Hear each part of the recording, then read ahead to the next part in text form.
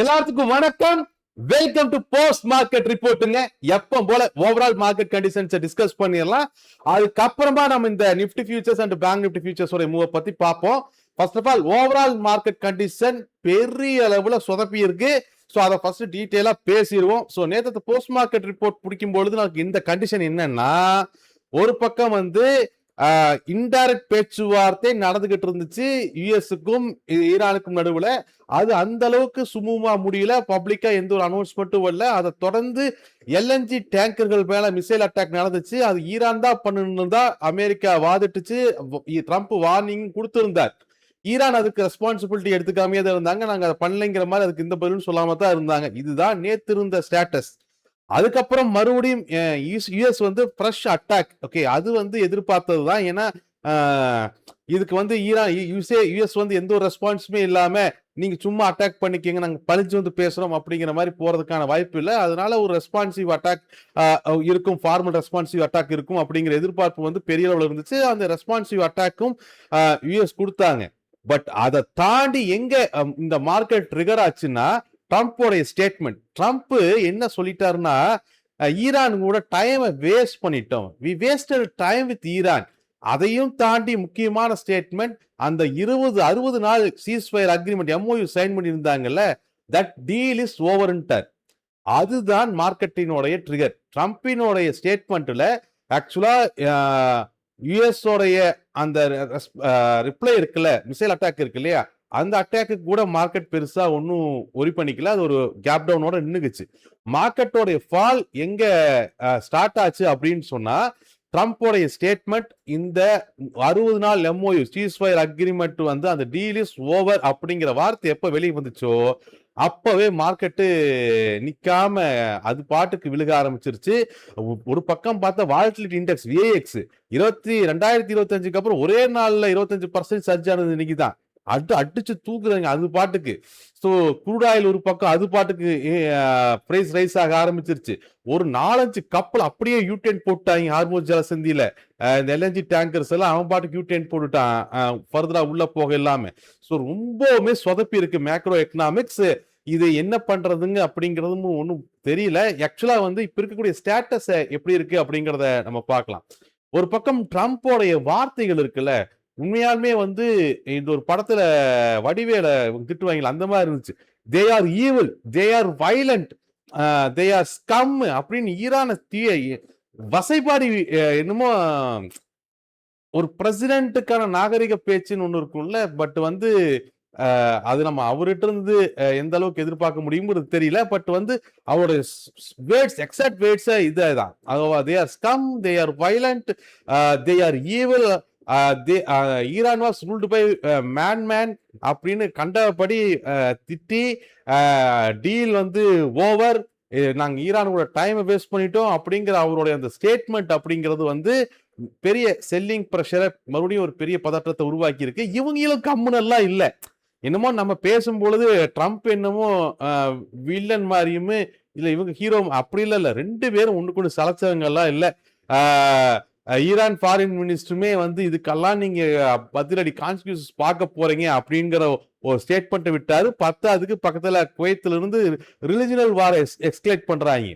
அதாவது ஈரானுடைய இப்போ அவங்க கையாளுறது என்னன்னா, டைரக்டா ஒண்ணு ஹார்மோஸ் ஜலசந்தியில் அந்த பக்கம் போற கப்பலா புலா அடிக்கிறது. அப்படி இல்லைன்னா சுத்தி எவன் இருக்கிறானா குவைத்து, அபிதாபின்னு இந்த சைடு இருக்கக்கூடிய இந்த ரிலிஜினல் வார் எஸ்கலேஷன் பண்றது. குவைத் மேலாம் இவங்க தாக்குதல், மிசைல் தாக்குதல் நடத்தியிருக்காங்க. ஸோ இந்த மாதிரியான ஒரு எஸ்கலேஷன் ஈரானும் கொண்டு வந்திருக்கு. ஓகே, இது ஒண்ணுக்கு ஒண்ணு சலைச்சவங்க இல்லை அப்படிங்கிற மாதிரியான விஷயத்தை தான் பார்க்க போகுது. நாம் எங்க உட்கார்ந்து பார்த்தோம்னா, இங்க உட்கார்ந்து பார்த்தோம்னா ட்ரம்ப் வில்லனா தெரியாது, அந்த பக்கம் உட்கார்ந்து பார்த்தோம்னா ஈரான் வில்லனா தெரிவாங்க. கடைசியில மாட்டிட்டு இருக்கிறது என்னமோ நம்ம தான், இந்தியா தான். ஆயில் பிரைஸ் மறுபடியும் சாய்ச்சார். நம்ம ஆயில் மினிஸ்டர் போன வாரம் தான் சொன்னார், 3 மாசம் ஆயில் பிரைஸ் ஏர்லினா நான் பெட்ரோல் பங்க்ல இருக்கக்கூடிய ரீட்டைல் அவுட்லெட்ல எல்லாத்துலயும் பெட்ரோல் விலை குறைக்கிறேன் அப்படின்னு போன வாரம் தான் சொன்னார். ஓகே, எங்க நீ வாய்ப்பில்லை ராஜாங்கிற மாதிரி தான் இருக்கு. ஸோ எனிவே ட்ரம்போடைய ஸ்டேட்மெண்ட்ல இன்னுமே சில வாய்ப்புகள் அப்படின்னு நம்ம பார்த்தோம்னா, ஈரான் விரும்பினால் பேச்சுவார்த்தை தொடங்குவோம், டீல் அல்லது நோ டீலா அப்படிங்கிற ரேஞ்சஸ்ல அவரோட பேச்சு இருந்துச்சு. ஸோ இன்னுமே பேச்சுவார்த்தைக்கான வாய்ப்பு முற்றிலுமா போயிருச்சு அப்படின்னு சொல்ல முடியாது. பட் இது வந்து வெறுமனே எஸ்கலேஷனோட நிறுத்தி இருந்தாருன்னா கூட பரவாயில்ல. அப்புறம் அந்த வார்த்தைகள் வந்து தே are evil, they are scum அப்படிங்கிற அந்த வார்த்தைகள்லாம் இருக்கு இல்லையா? அதுதான் இங்க வந்து கொஞ்சம் மறுபடியும் ஈரானே வந்து இப்ப பேசினாலும் கூட, இது மிகப்பெரிய அளவுல அவங்களுக்கு அவமானமானதா கருதப்படும். ஏற்கனவே அவங்க யோசிக்கிறது அப்படித்தான் இருக்கு. ஸோ மறுபடியும் இந்த பேச்சுவார்த்தை நடக்குமா அப்படிங்கிற கொஸ்டின் அப்படிங்கிறது இந்த வார்த்தைகளால தடைபட்டுருமோ அப்படிங்கிற பயம் உலக அளவுல கம்யூனிட்டியில் இருக்கு. சரி, இதுதான் இப்ப இருக்கக்கூடிய ஸ்டேட்டஸ் இந்த யுஎஸ் ஈரான் வார பொறுத்த வரைக்கும். இதுக்கப்புறம் இந்த மீடியேட்டர்ஸ் அப்படின்னு ஒரு 4-5 நாடு இருக்காங்கல்ல, இந்த குவைத், பாகிஸ்தான், இவங்க எல்லாம் இடையில பூந்து ஏதாச்சும் ஒன்று மறுபடியும் பேச்சுவார்த்தை, எம்ஓயு இஸ் ஸ்டில் ஆக்டிவ். ஏன்னா இன்ஃபார்மல் அனௌன்ஸ்மெண்ட் தான் ட்ரம்ப் கொடுத்திருக்காரு. இன்ஃபார்மலா ஒரு பேட்டியில தான் இந்த மாதிரி அந்த டீல் முடிஞ்சிருச்சு அப்படின்னு சொல்லியிருக்காரு. ஃபார்முலா அந்த மாதிரி எதுவுமே அனௌன்ஸ்மெண்ட், ஃபார்மல் டீல் கேன்சலேஷன் எல்லாம் எதுவும் நடக்கல.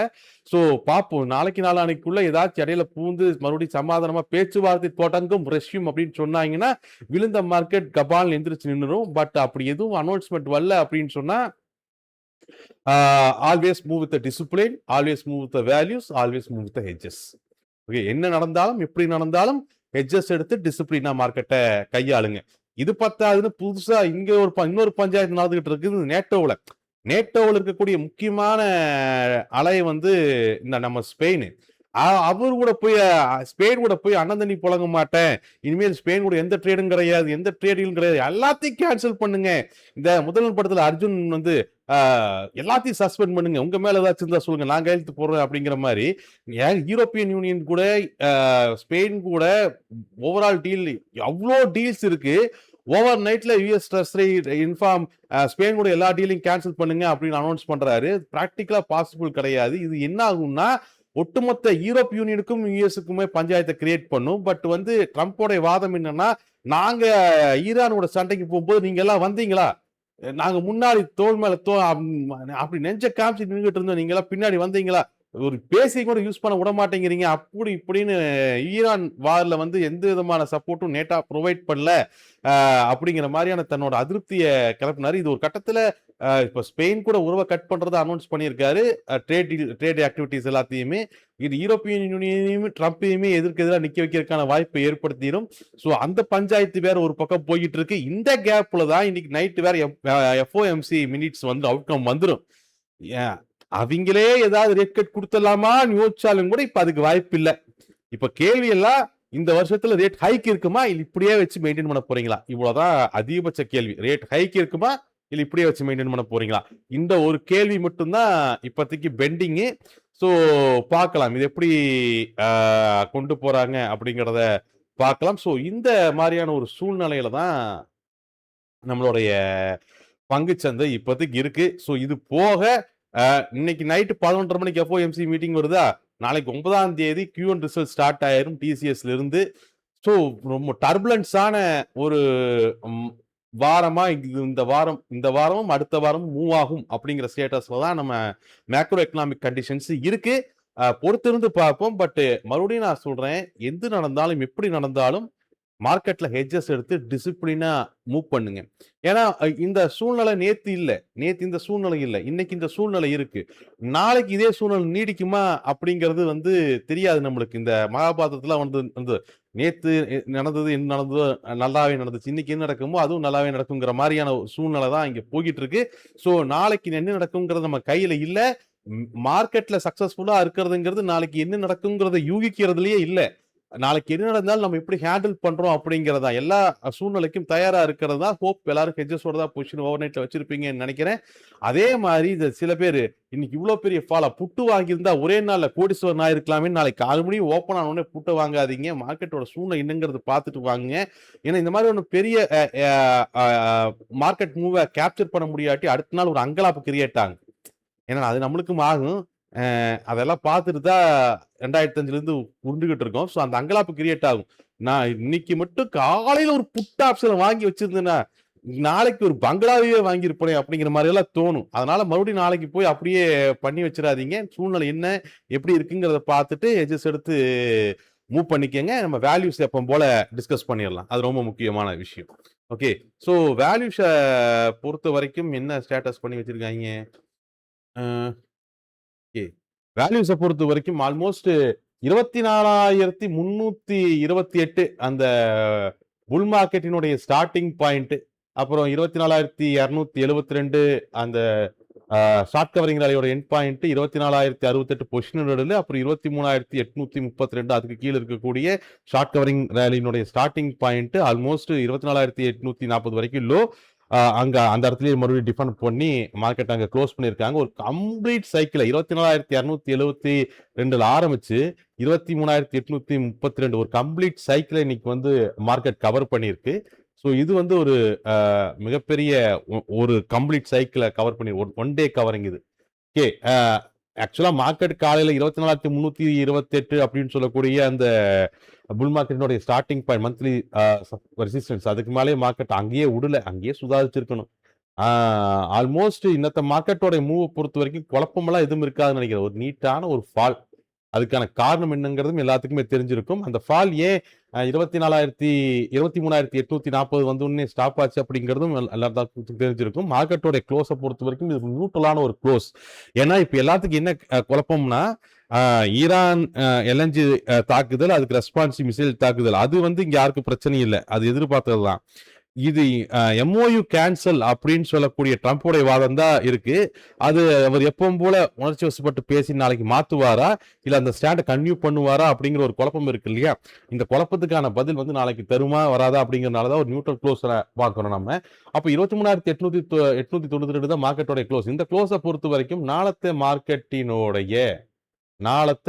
மார்க்கெட்டினுடைய அவ்வளோ ரெசிஸ்டன்ஸ் அண்ட் சப்போர்ட் எழுத வேண்டியதா இருக்குது. ஏன்னா விஏஎக்ஸை பிடிச்சி பயங்கரமா ஏற்றி விட்டாங்க. அதனால எல்லா மந்த்லி ரெசிஸ்டன்ஸ் சப்போர்ட்ஸையும் நம்ம எழுத வேண்டியதா இருக்கு. சரி, எனிவே 23,932 அப்படிங்கிறது பிரைமரி ரெசிஸ்டன்ஸ். 23,932 primary resistance. இந்த பிரைமரி ரெசிஸ்டன்ஸுக்கு மேல பொசிஷனல் ஹெர்டல் 23,068, அதுக்கு மேல அடுத்த மந்த்லி ரெசிஸ்டன்ஸ் 24,272, அதுக்கு மேல அடுத்த மந்த்லி ரெசிஸ்டன்ஸ் 24,328, அதுக்கு மேல பொசிஷனல் 24,558, அதுக்கு மேல இருக்கக்கூடிய அடுத்த positional resistance 24,778. Okay. Intraday resistance அப்படின்னு நம்ம பார்த்தோம் அப்படின்னு சொன்னோம்னா 23,932 பிரைமரி சப்போர்ட்டுக்கு மேல அடுத்த இன்ட்ராடே ரெசிஸ்டன்ஸ் வந்து 962, 23,962, அப்புறம் 24,028, அதுக்கு மேல அப்படின்னு பார்த்தோம்னா 24,132. இதெல்லாம் அடுத்தடுத்த இன்ட்ராடே ரெசிஸ்டன்ஸ். அதே மாதிரி பிரைமரி சப்போர்ட் வந்து 23,862 பிரைமரி சப்போர்ட். பிரைமரி சப்போர்ட்டுக்கு கீழே அடுத்த மந்த்லி சப்போர்ட் வந்து 23,832. அது கீழே அடுத்த மந்த்லி சப்போர்ட் 23,762. அது கீழே கடல் 23,538. அதுக்கும் அடுத்த மந்த்லி சப்போர்ட் வந்து 23,332. இன்ட்ராடே சப்போர்ட்ஸ் அப்படின்னு நம்ம பார்த்தோம் அப்படின்னு சொன்னோம்னா 732, அதுக்கு கீழே 662 அண்ட் 628. இதெல்லாம் இன்ட்ராடே சப்போர்ட்ஸ். சரி, ஓப்பன் இன்ட்ரெஸ்ட் ஒரே நாளா தலைகீழா மாறி இருக்கு. அண்ட் ஸ்டில் புல்ஸ் வந்து அவங்களோட டிஃபென்ஸ் பொசிஷனை இன்னும் கம்மி பண்ணல. ஓகே, அது உங்களுக்கு பார்த்தாவே தெரியும். பட் அட்டாக் பொசிஷன்ஸை அப்படியே கவர் பண்ணிட்டு போயிட்டாங்க. அட்டாக் பொசிஷன்ஸ் அப்படியே அவங்க கவர் பண்ணிட்டு போயிருக்காங்க. பட் டிஃபென்ஸ் பொசிஷன்ஸை அப்படியே மெயின்டைன் பண்றாங்க. அதுலலாம் எந்த ஒரு குழப்பமும் கிடையாது. அண்ட் ஒன் மோர் சுவாரஸ்யமான விஷயம் என்னன்னா, அட்டாக் பொசிஷன்ஸை புல்ஸ் கவர் பண்ணாலுமே ஸ்டில் நீங்க இந்த பாத்தீங்கன்னா கீ வேல்யூ பொசிஷன்ஸை மெயின்டைன் பண்றாங்க. உதாரணத்துக்கு 24,272 அது ஒரு மந்த்லி ரெசிஸ்டன்ஸா, 24,200, 250 மட்டும் இடையில பொசிஷன் அப்படியே இருக்கிறத நீங்க பார்க்கலாம். ஓகே, நீங்க அட்டாக் பொசிஷன்ஸ் எல்லா இடத்துலயும் நீங்க கவர் பண்ணிருக்காங்க. ஓகே, எங்கெங்கெல்லாம் அட்டாக் பொசிஷன்ஸ் அவ்வளோ அட்டாக் பொசிஷன்ஸ் கவர்லையும் எங்கெங்கெல்லாம் அட்டாக் பொசிஷன் கவர் பண்ணாம இருக்கிறாங்க அப்படின்னு நம்ம பார்க்கணும். உதாரணத்துக்கு இந்த இடத்துல பாருங்க, 24,050 கவர் பண்ணாம இருக்காங்க. 24,050 அப்படிங்கிறது பொசிஷனல் லெவல் 24,062 குறிக்குது. அந்த இடத்துல மட்டும் அவன் கவர் பண்ணாம இருப்பான். அதே மாதிரி அடுத்த மந்த்லி ரெசிஸ்டன்ஸ் 24,272, அந்த இடத்துல மட்டும் ஓப்பன் இன்ட்ரெஸ்ட் கவர் பண்ணாம அந்த முக்கியமான ஏரியால மட்டும் டிஃபென்ஸை மெயின்டைன் பண்ணிட்டு அட்டாக் பொசிஷன்ஸை கம்ப்ளீட்டா கவர் பண்ணியிருக்காங்க. பட் பிஎர்ஸை பொறுத்த வரைக்கும் டிஃபென்ஸ் அட்டாக் ரெண்டுமே இன்க்ரீஸ் பண்ணியிருக்காங்க. டிஃபென்ஸ் அட்டாக் ரெண்டுமே கண்ணாப்பின்னா இன்க்ரீஸ் பண்ணியிருக்காங்க. மார்க்கெட்டோட ஓப்பன் இன்ட்ரெஸ்ட் அப்படிங்கிறது டென்டன் டு சேஞ்ச் அது. அதனால அது மறுபடியும் நாளைக்கு காலையில வாட்ச் பண்ணணும். ட்ரம்ப் மாதிரி தான் ஓப்பன் இன்ட்ரெஸ்டும் எப்போ மாறும்னே தெரியாது. ஓகே. எனிவே பேங்க் நிஃப்டியை பொறுத்த வரைக்கும் 57,788 அப்படிங்கிற ஸ்விங்கோட ஸ்டார்டிங் பாயிண்ட்டை பிரேக் பண்ணி அடுத்த ஸ்விங்கோட எண்ட் பாயிண்டான 57,222 அச்சீவ் பண்ணி அடுத்த ஸ்விங்கினுடைய ஸ்டார்டிங் பாயிண்ட் 56,862 அட்டம் பண்ணி அதுக்கு மேல கன்சாலிடேஷன் ஜோன்ல நியூட்ரல் க்ளோஸ் கொடுத்துருக்காங்க. ஸோ இந்த க்ளோஸை பொறுத்த வரைக்கும் நாளத்த மார்க்கெட்டினுடைய பிரைமரி ரெசிஸ்டன்ஸ் 57,032 பிரைமரி ரெசிஸ்டன்ஸுக்கு மேல அடுத்தடுத்த மந்த்லி ரெசிஸ்டன்ஸ் பார்த்தோம்னா 57,222, 57,788, 58,332, 58,882. பேங்க் நிஃப்டி படிக்கும்போது ராகத்தோட வருது. ஓகே, அடுத்தது ஏதாச்சும் பாட்டு பாட ட்ரை பண்ணுவோம். சரி, 56,962 பிரைமரி சப்போர்ட்டுக்கு கீழே அடுத்த மந்த்லி சப்போர்ட் 56,862, 56,318, 55,872, 55,232. இதெல்லாம் அடுத்தடுத்த மந்த்லி சப்போர்ட்ஸ். அண்ட் ஓப்பன் இன்ட்ரெஸ்ட்டை பொறுத்த வரைக்கும் பேங்க் நிஃப்டியில பியர் சைடில் டிஃபென்ஸ் ஸ்ட்ராங்கா இருக்கு. அட்டாக் பொசிஷன் சில ஏரியா ஒரு எக்ஸ்டென்ட் வரைக்கும் இன்க்ரீஸ் பண்ணியிருக்காங்க, அதுக்கு மேல இன்க்ரீஸ் பண்ணல. பட் புல்ஸை பொறுத்த வரைக்குமே டிஃபென்ஸுமே கம்மி பண்ணியிருக்காங்க, அட்டாக் பொசிஷன்ஸும் பெரிய அளவில் கம்மியா இருக்கு. டிஃபென்ஸை முக்கியமான கீ வேல்யூக்களை மட்டும் மெயின்டைன் பண்றாங்க. மற்றபடி நிறைய இடங்கள்ல டிஃபென்ஸ் பொசிஷனையும் புல்ஸ் கவர் பண்ணியிருக்காங்க அப்படிங்கிறத நம்ம பார்க்குறோம். ஓகே, நாளைக்கு என்ன வேணாலும் நடக்கலாம். அண்ணன் ட்ரம்ப்புடைய அடுத்த கட்ட பேச்சு என்ன, அடுத்தது என்ன சொல்றாரு அப்படிங்கிறத பொறுத்தது. பட் என்ன நடந்தாலும் ஹெட்ஜஸை மறந்துடாதீங்க, டிசிப்ளினை மறந்துடாதீங்க. மறுபடியும் நம்ம நாளத்தை போஸ்ட் மார்க்கெட் ரிப்போர்ட்ல மீட் பண்ணுவோம். தேங்க்யூ.